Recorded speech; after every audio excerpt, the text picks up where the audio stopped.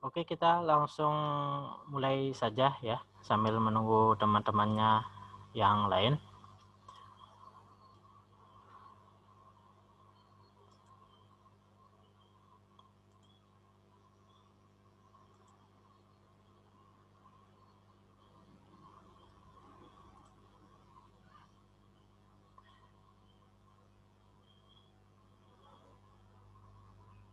Sudah bisa dilihat PowerPoint-nya?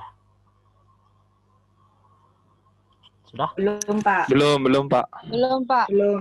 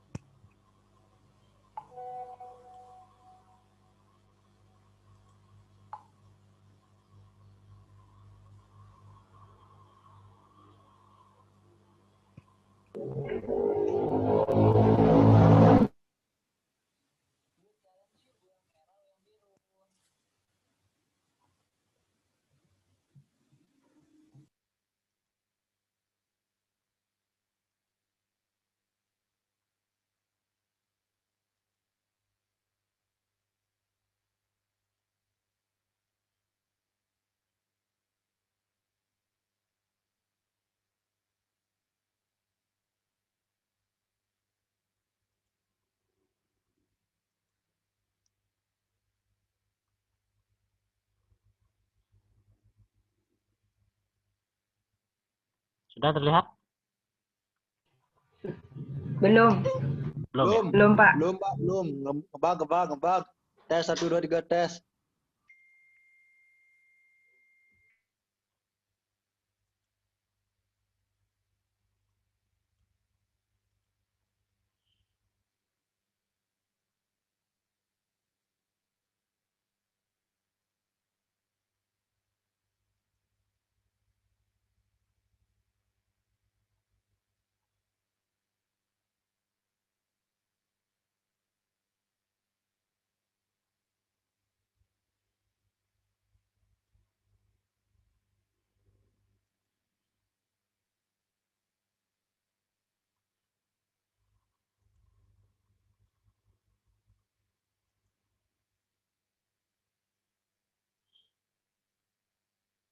Sudah?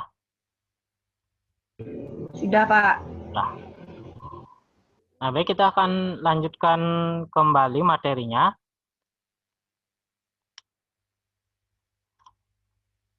Kita masih membahas terkait dengan kehidupan politik Indonesia pada masa demokrasi terpimpin. Nah, pada masa demokrasi terpimpin, kekuatan politik di Indonesia, jadi pada masa demokrasi terpimpin, kekuatan politik di Indonesia itu terbagi menjadi 3, di mana pembagian atau peta kekuatan politik di Indonesia, itu yang pertama terpusat pada Presiden, yaitu Presiden Soekarno, kemudian terpusat juga pada kekuatan militer, yaitu di Angkatan Darat, dan juga terpusat pada salah satu partai pemenang pemilu, yaitu Partai Komunis Indonesia atau PKI. Nah, Nasakom sendiri, jadi Nasakom sendiri yang merupakan ideologi yang dianut oleh Presiden Soekarno, itu sebenarnya dimaksudkan untuk merangkul semua kekuatan politik. Jadi ada kekuatan politik nasionalis, kekuatan politik dari ideologi agama, dan juga kekuatan politik dari ideologi komunis. Nah, ternyata Nasakom tersebut itu justru malah menguntungkan PKI. Jadi dengan adanya ideologi Nasakom, kekuatan PKI itu semakin besar. Jadi Partai Komunis Indonesia itu semakin mempunyai pengaruh yang besar di Indonesia pada masa itu. Nah, PKI ini, jadi PKI ini atau Partai Komunis Indonesia ini memang menerima Pancasila. Jadi PKI ini menerima Pancasila sebagai ideologi kebangsaan Indonesia, tetapi juga Partai Komunis Indonesia ini menempel terus, jadi memepet terus kepada Presiden Soekarno. Nah, itu merupakan sebuah taktik. Jadi sebuah taktik atau strategi untuk mengambil alih kekuasaan. Nah, inilah yang terjadi atau yang menjadi faktor adanya pemberontakan G30 SPKI. Jadi karena kekuatan PKI itu semakin besar, semakin berpengaruh di Indonesia, dan juga akibat kepercayaan yang besar dari Presiden Soekarno terhadap Partai Komunis Indonesia ini.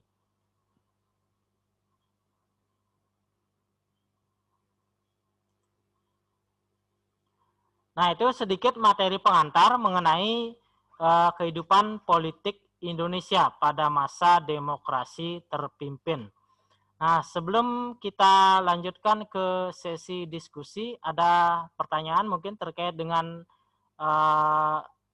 pengantar materi yang Bapak sampaikan tadi? Ada yang ingin ditanyakan?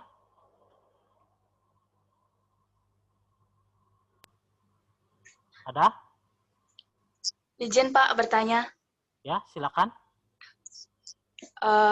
Perkenalkan, nama saya Nika Dek Duyanti. Ya, Saya ingin bertanya, mengapa Soekarno membubarkan DPR pada tanggal 1960? Sekian, terima kasih. Ya, bagus pertanyaannya. Mengapa Presiden Soekarno membubarkan DPR ya? Jadi membubarkan DPR pada tahun 1960. Nah, tadi juga sudah Bapak singgung.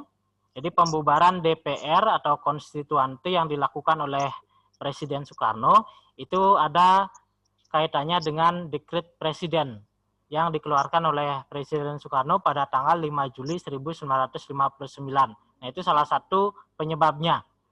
Nah, untuk penyebab yang lainnya atau penyebab yang lebih menjurus lagi kenapa dibubarkan, itu silakan kalian nanti diskusikan. Nanti pertanyaan tersebut itu akan menjadi salah satu topik diskusi yang akan kalian diskusikan nanti di daring Semansa.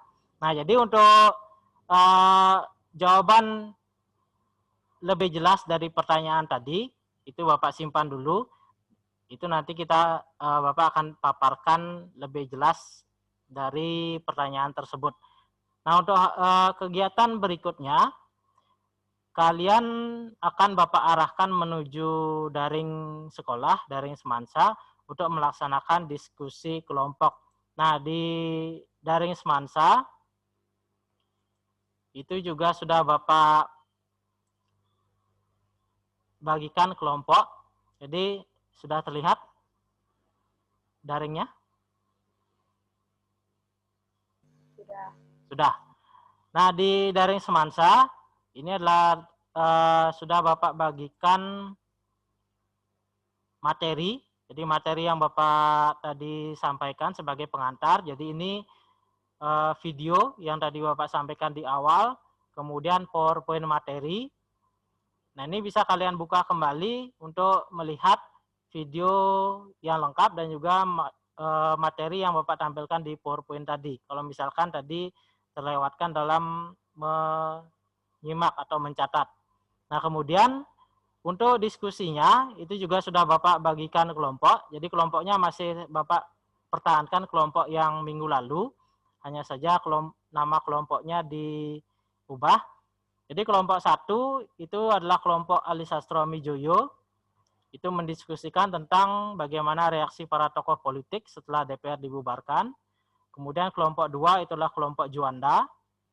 Itulah mendiskusikan tentang alasan yang membuat Soekarno membubarkan DPR. Nah, ini pertanyaan yang tadi disampaikan, mengapa Presiden Soekarno membubarkan DPR, itu silakan nanti didiskusikan oleh kelompok 2 atau kelompok Juanda.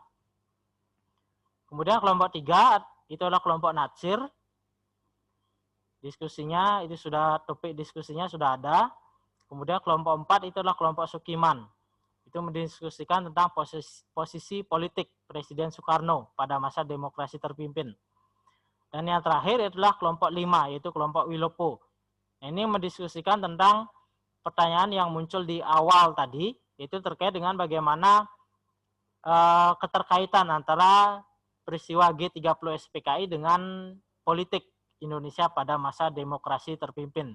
Jadi di sana mendiskusikan tentang mengapa suhu politik menjelang 30 September 65 menjadi panas dalam kaitannya dengan adanya polarisasi kekuatan politik pada masa demokrasi terpimpin. Nah, itu didiskusikan oleh kelompok 5 atau kelompok Wilopo.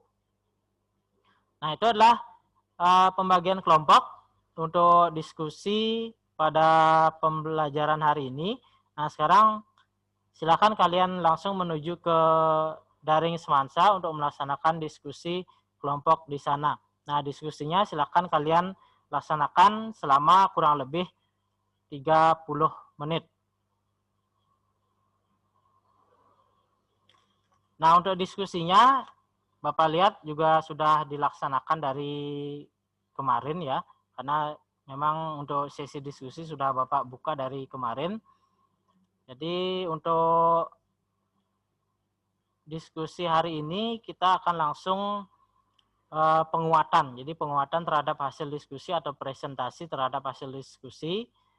Jadi Bapak juga sudah cek masing-masing diskusi itu sudah berjalan cukup bagus, mulai dari kelompok 1, kemudian kelompok yang lainnya juga sudah mulai berdiskusi. Nah, sekarang tugas dari kelompok masing-masing kelompok itu adalah mempresentasikan hasil diskusi yang sudah kalian laksanakan di daring Semansa.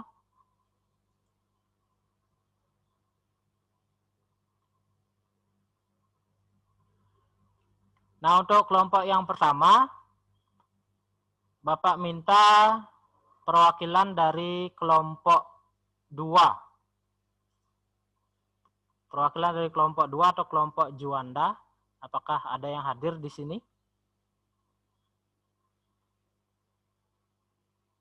Silakan perwakilan kelompok 2 atau kelompok Juanda. Ada di sini?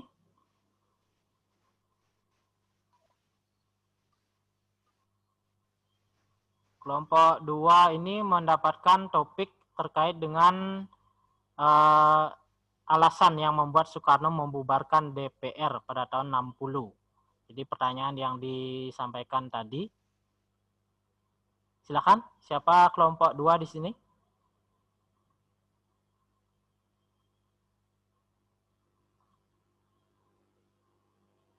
Silakan kelompok 2 siapa?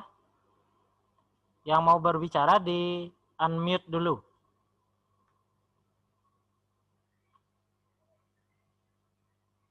Siapa kelompok 2 di sini?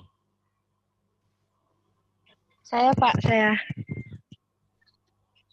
Ya, silakan perwakilan dari kelompok 2 sampaikan hasil diskusi. Baik, perkenalkan nama saya ini Putu Sintia Widianti, nomor absen 26. Di sini saya akan mewakili kelompok saya. Jadi alasan yang membuat Soekarno membubarkan DPR pada tahun 1960 yaitu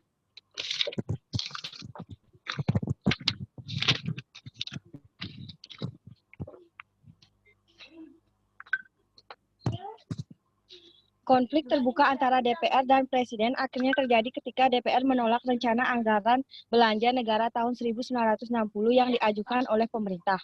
Penolakan tersebut membawa dampak pembubaran DPR oleh Presiden Soekarno pada tanggal 5 Maret 1960.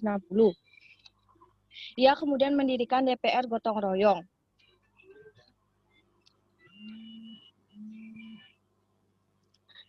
Sudah, Pak. Sudah? Ya. Ada tambahan mungkin dari anggota kelompoknya yang lain? Ada yang ingin menambahkan?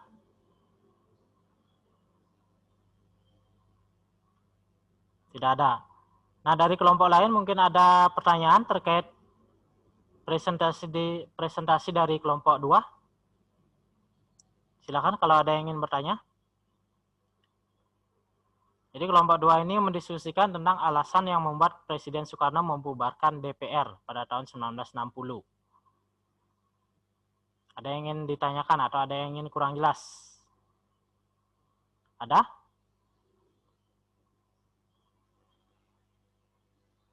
Ada? Belum ada?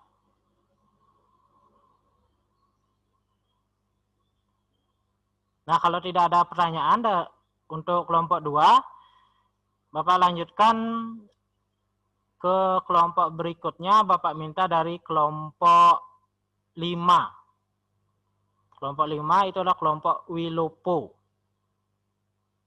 Nah, ini mendapatkan topik diskusi terkait dengan kaitan antara G30 SPKI dengan demokrasi terpimpin. Silakan, siapa anggota dari kelompok 5 atau kelompok Wilopo? Salah satunya, silakan presentasikan hasil diskusinya. Baik, terima kasih atas kesempatan yang diberikan kepada saya. Ya. Saya Niputudia Iswari, perwakilan dari kelompok Wilopo atau kelompok 5. Di sini saya akan menjelaskan bagaimana kaitan dari PKI terhadap demokrasi terpimpin. Pada tahun 1955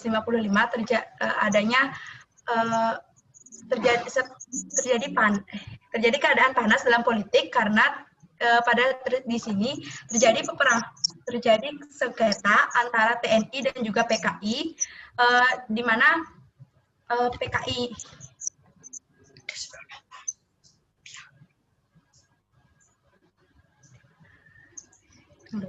di mana Silakan dilanjutkan.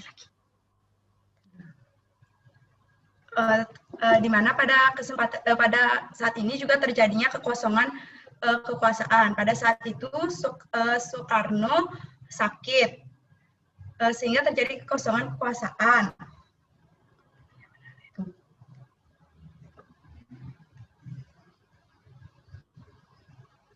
Mohon maaf.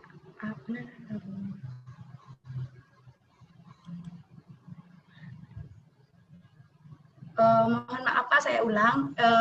Suhu politik nasional menjelang 30 September 1965 ini menjadi panas dikarenakan pada saat itu terjadinya ketegangan politik antara TNI Angkatan Darat dan juga dengan PKI. Karena pimpinan Tentara Nasional Indonesia Angkatan Darat selalu menolak usulan dari PKI, dan karena kejadian ini PKI curiga bahwa pimpinan Angkatan Darat sebagai kekuatan utama yang akan merintangi dari perjuangan PKI ini. Ya. Pada saat itu pula PKI sangat berambisi untuk menguasai Indonesia. Setelah Masyumi dibubarkan, penghalang PKI hanyalah ABRI, terutama TNI Angkatan Darat. Dalam prakteknya, PKI menggunakan strategi yang sangat berbahaya, yaitu memprovokasi buruh tani untuk merebut lahan yang disebut dengan peristiwa Bandar Betsi Medan. Dan juga pada saat September ini Soekarno sakit, sehingga dikhawatirkan meninggal dunia. Jika sampai hal itu terjadi, maka terjadilah kekosongan kekuasaan. Sehingga akan menyebabkan adanya pergantian kekuasaan. Pergantian kekuasaan inilah yang memicu kedua kekuatan lain untuk berusaha menguasai kekuatan yang utama, yaitu terjadi pertentangan panas antara TNI Angkatan Darat dan juga dengan PKI. Jika ABRI yaitu TNI Angkatan Darat yang berkuasa, maka PKI atau Partai Komunis Indonesia akan dihancurkan. Begitu juga sebaliknya, jika yang berkuasa PKI, maka TNI Angkatan Darat yang akan dihancurkan. Sekian, terima kasih. Apakah bisa diterima? Ya, pemaparan yang sangat bagus sekali dari kelompok 5 atau kelompok Wilopo. Ada pertanyaan mungkin dari kelompok lain terkait pemaparan hasil diskusi dari kelompok 5? Ada? Nah, kelompok 5 ini mendiskusikan terkait dengan panasnya situasi politik menjelang 30 September 65 kaitannya dengan kondisi politik Indonesia pada masa demokrasi terpimpin. Ada pertanyaan? Ada? Tidak. Tidak ada. Nah, kalau tidak ada pertanyaan untuk kelompok 5, Bapak lanjutkan kembali lagi satu kelompok ya. Bapak minta dari kelompok 4, yaitu kelompok Sukiman, yang mendapatkan topik diskusi terkait dengan posisi politik Presiden Soekarno pada masa demokrasi terpimpin. Silakan kelompok Sukiman atau kelompok 4. Ada di sini perwakilannya? Ada, Pak. Silakan, siapa kelompok 4? Ya, Baik, silakan. terima kasih atas waktu yang telah diberikan kepada saya. Perkenalkan, nama saya Putri Tanasri Handayani, merupakan perwakilan kelompok Sukiman atau kelompok 4. Di sini saya akan mempresentasikan hasil diskusi dari kelompok kami mengenai bagaimana posisi politik Presiden Soekarno di antara kekuatan-kekuatan politik yang ada pada masa demokrasi terpimpin. Hasil diskusi dari kelompok kami adalah masa demokrasi terpimpin dimulai dengan berlakunya dekret Presiden tanggal 5 Juli 1959 sampai berakhirnya kekuasaan Presiden Soekarno pada tahun 1966. Disebut demokrasi terpimpin karena demokrasi di Indonesia pada saat itu mengandalkan pada kepemimpinan Presiden Soekarno. Presiden Soekarno berperan sebagai penyeimbang dari kekuatan politik dan ideologi yang diwakili partai-partai besar saat itu. Presiden Soekarno membentuk Nasakom sebagai wadah persatuan ketiga golongan terbesar di Indonesia, yaitu nasionalis, agama, dan komunis. Kekuatan politik pada masa demokrasi terpimpin terpusat di tangan Presiden Soekarno. Presiden Soekarno memegang seluruh kekuasaan negara dengan TNI, AD, dan PKI di sampingnya. TNI yang kabin... Sebentar, TNI.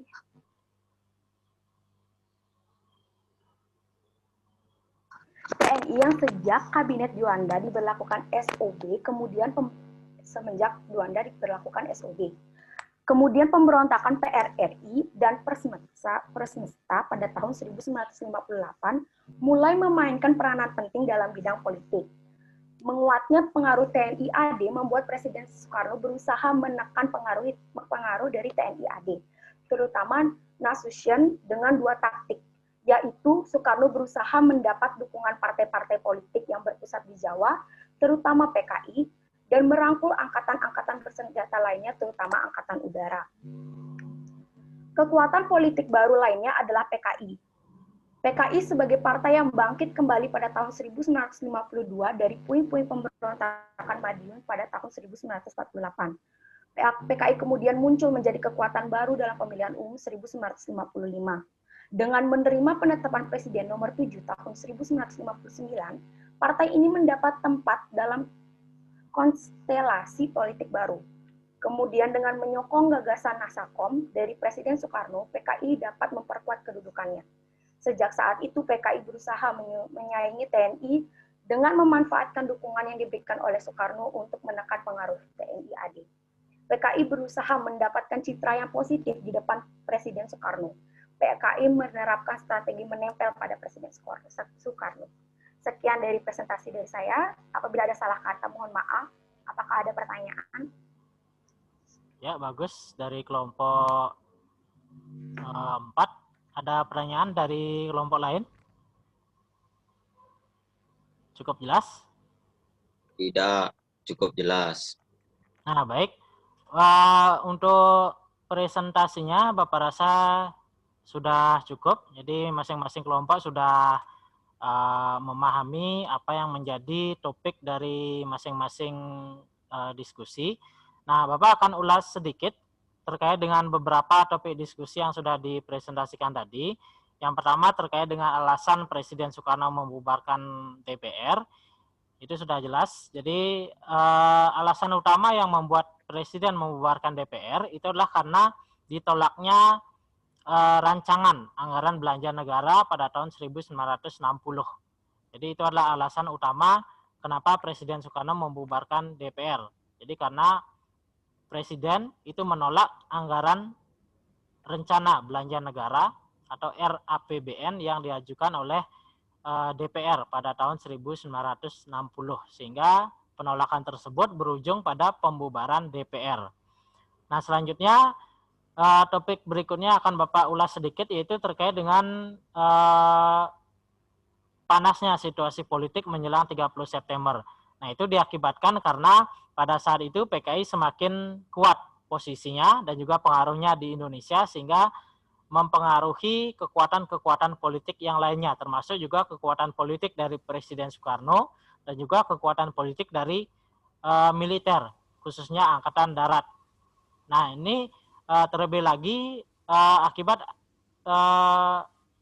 kondisi Soekarno. Jadi lemahnya kondisi Soekarno akibat sakit itu juga menyebabkan situasi perpolitikan di Indonesia itu semakin memanas. Nah, itu sedikit ulasan dari Bapak terkait dengan topik diskusi yang sudah dipresentasikan tadi.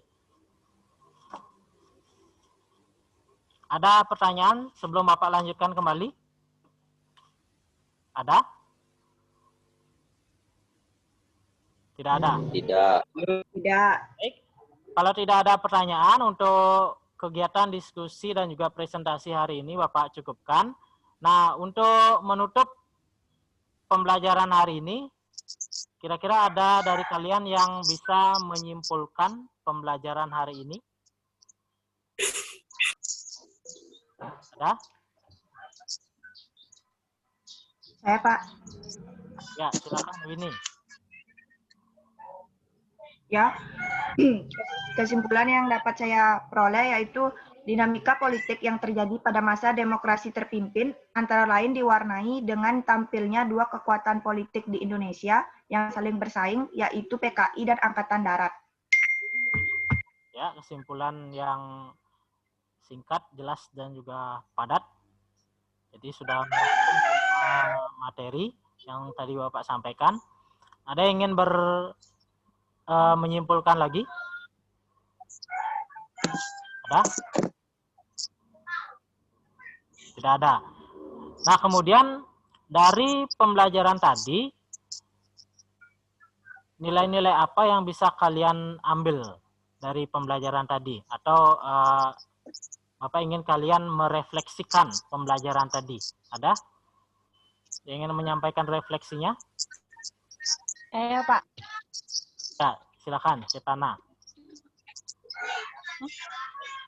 Sebagai generasi penerus bangsa, sudah seharusnya kalian dapat memahami bahwa dalam kehidupan bernegara, dinamika pastilah terjadi. Tidak ada yang salah selagi dinamika tersebut mengarah ke depan, ke arah yang lebih atau semakin baik. Dalam situasi negara yang tidak menentu, hal ini dapat mendorong munculnya orang kuat dalam pemerintahan. Bahkan bisa pula melahirkan pemerintahan yang diktatorial. Ada hikmah yang terkandung dari pola sejarah semacam ini untuk kalian agar mau belajar dari sejarah. Ya, refleksi yang bagus. Ada yang ingin berefleksi lagi? Ada. Sebelum Bapak simpulkan. Ada? Tidak ada ya? Tidak. Nah, baik. Bapak akan simpulkan kembali apa yang sudah kita pelajari hari ini. Jadi terkait dengan politik Indonesia pada masa demokrasi terpimpin, itu memang terjadi pembagian peta kekuatan politik. Jadi setidaknya pada masa demokrasi terpimpin, selain kekuatan politik itu terpusat pada presiden, yaitu Presiden Soekarno, kekuatan politik itu juga terpusat pada dua kekuatan besar, yaitu ada kekuatan Partai Komunis Indonesia yang merupakan partai pemenang pemilu, dan juga terpusat pada kekuatan militer, yaitu di Angkatan Darat. Nah, kemudian nilai-nilai yang bisa kalian ambil di sana, jadi refleksi kalian pada pembelajaran ini, jadi ada nilai demokratis sudah pasti, kemudian ada melahirkan nilai-nilai nasionalisme, dan juga ada nilai-nilai kesejarahan yang bisa kalian ambil. Jadi dapat memahami bagaimana kehidupan bernegara, kemudian dinamika itu juga sudah pasti ada dalam kehidupan berpolitik, dan juga pasti akan ada hikmah yang bisa kalian ambil dalam mempelajari sejarah. Nah, itu adalah nilai-nilai yang bisa kalian ambil dari pembelajaran hari ini. Nah, untuk evaluasi dari pembelajaran hari ini, lagi sebentar Bapak akan posting lembar kerja yang harus kalian kerjakan sebagai bahan evaluasi untuk pembelajaran hari ini. Nah, untuk materi selanjutnya, kita akan membahas tentang pembebasan Irian Barat. Nah, silakan di rumah kalian pelajari materi tersebut, baik itu di LKS maupun di buku siswa dan juga dari sumber-sumber lain terkait dengan pembebasan Irian Barat. Ada pertanyaan sebelum kita akhiri? Tidak. Tidak ada. Nah, kalau tidak ada pertanyaan, tadi kita buka dengan salam dan juga doa. Sekarang kita akan tutup lagi dengan doa dan juga para mesanti. Silakan satu orang pimpin doa, kemudian ke para mesanti. Silakan. Baik, sebelum kita mengakhiri pembelajaran, mari kita berdoa menurut kepercayaan dan keyakinan masing-masing. Berdoa dipersilakan.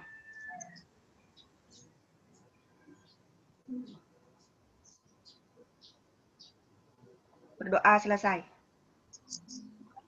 Ngaturang para mesanti.